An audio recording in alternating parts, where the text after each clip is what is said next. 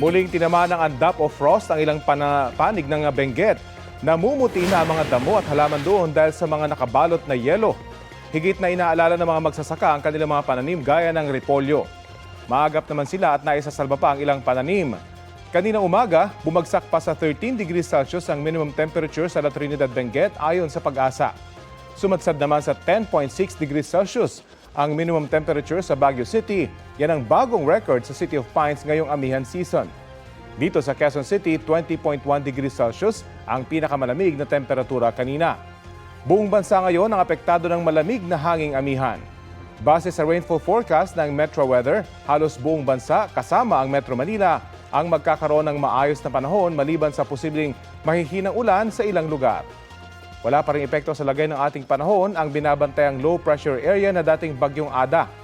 Sa mga susunod na oras, posibleng malusaw ito o mag-dissipate ayon sa Pag-asa.